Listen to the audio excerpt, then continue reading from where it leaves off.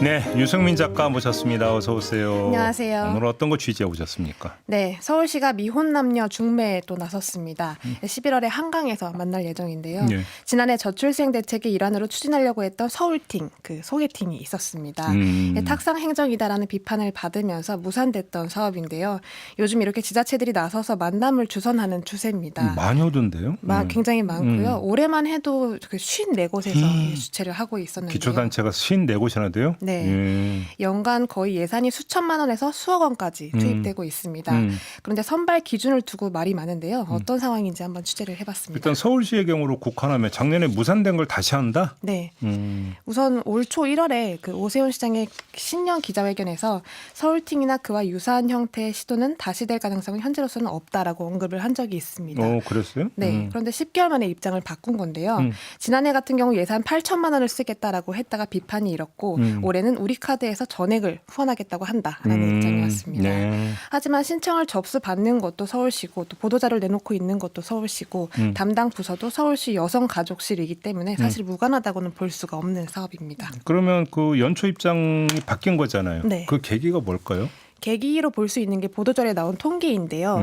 지난해 설문조사를 이제 제시를 하고 있는데 전국 20세부터 69세 남녀 3,000명을 대상으로 설문조사를 했고 그중에 64% 10명 중에 6명이 연하를 하고 있지 않다라고 응답을 한 겁니다. 잠깐만, 설문조사 대상이 69세까지예요? 9세까지입니다.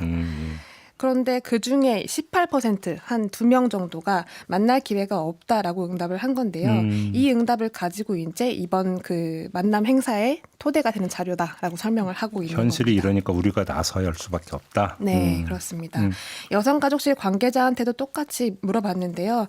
일단 다들 만나기 어렵다고 하니 만남의 장이라도 주선을 하려고 하는 거다라는 답변을 들었고요. 네. 이 참가자들은 한강 요트 투어를 비롯해서 레크레이션 그리고 1대1 대화 프로그램에 참여를 합니다. 말미에 본인이 마음에 드는 이성을 1순위에서 3순위까지 적어내게 되고요. 그걸 주최 측이 매칭을 한 다음에 다음 날 커플한테 통보를 하는 식입니다. 성사가 될 경우에는 총액 1,000만 원 한도 내에서 데이트권을 제공한다고 합니다. 1,000만 원? 1,000만 원. 네. 신청 자격은 어떻게 되는데? 기본적으로 서울에 거주하고 있는 그 25세부터 39세 미혼 남녀입니다.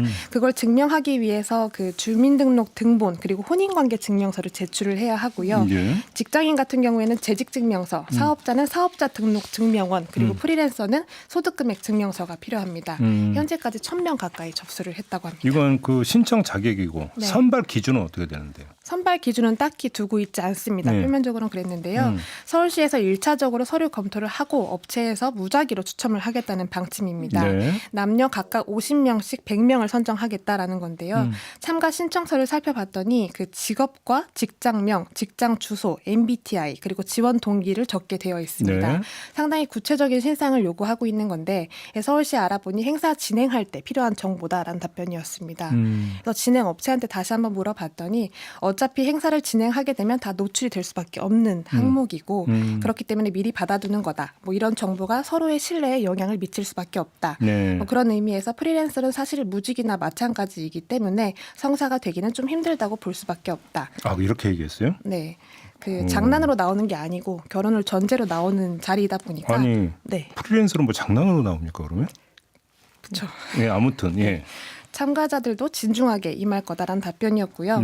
서울시는 굉장히 뭐 가볍게 열린 마음으로 만남의 장을 주선하는 거다라고 했지만 정작 그 진행 업체는 결혼 전제로 만남을 가지는 거다라고 했기 때문에 저출생 정책의 일환이다라고도 볼 수 있는 대목이었습니다. 이건 서울시 얘기고 다른 네. 지자체는 어떤데? 다른 지자체 같은 경우도 사실 그렇게 뭐 잘 진행이 되고 있는 데는 생각보다 없었습니다. 왜냐하면 여성 참가율이 상당히 저조한 상태인데요. 네.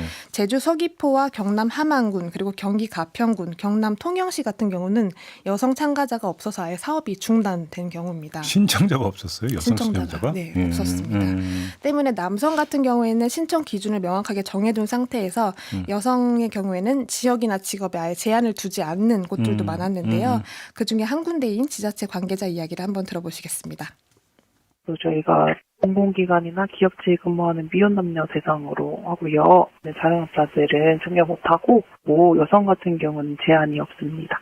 인구 유입을 위해서 이제 거주하는 남자들이 있으면은 여성분을 결혼해서 이제 지역으로 오는 것도 어떻게 하나의 인구 정책의 일환이라고. 아니, 자영업자는 또 참여를 못해요? 네, 공공기관에 근무를 하는 사람 그래요? 네, 예. 들 위주로 선발하겠다라는 곳이 생각보다 많았고요. 예. 강원 태백 같은 경우는 공공기관, 학교, 공무원을 위주로 뽑고 전북 무주는 군청이나 공공기관, 은행, 학교, 교직원이 신청을 할 수 있습니다. 울산 같은 경우는 현대차 근무자 그리고 시군구청의 직원이나 공기업 직원만 참가를 할 수 있는 거고요. 예. 그렇다 보니까 공무원을 차출하는 경우도 생기고 있습니다. 차출을 한다고요? 예, 숫자 맞추려고? 네, 자발적으로 신청하지 않았다라는 건데요. 예. 해남군 같은 경우에는 2022년 행사에서 여성 참가자가 15명이었습니다. 그중에 자발적으로 신청한 사람은 단 1명이었는데요. 네.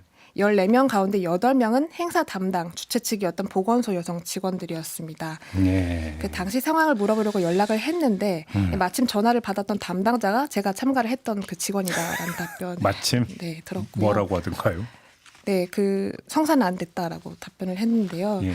그 해남 같은 경우는 이제 더 이상 그 행사를 하고 있지 않은 상태인데 지역 사회다 보니까 부모님끼리 서로 아는 사이고 또 성사가 잘 안 돼도 계속 얼굴을 마주쳐야 하는 사이다 보니까 예. 애로사항이 많았다라는 입장이었습니다. 시간이 돼서 끊어야 될 것 같은데 박영희 네. 씨가 와 코미디네라고 네, 그렇습니다. 이걸 결론으로 내리죠. 네, 근데 직업 차별도 좀 있는 것 같네요. 보니까 많이 그렇죠. 네, 예. 존재를 하고 있었습니다. 알겠습니다. 유승민 작가였습니다. 수고하셨어요. 고맙습니다.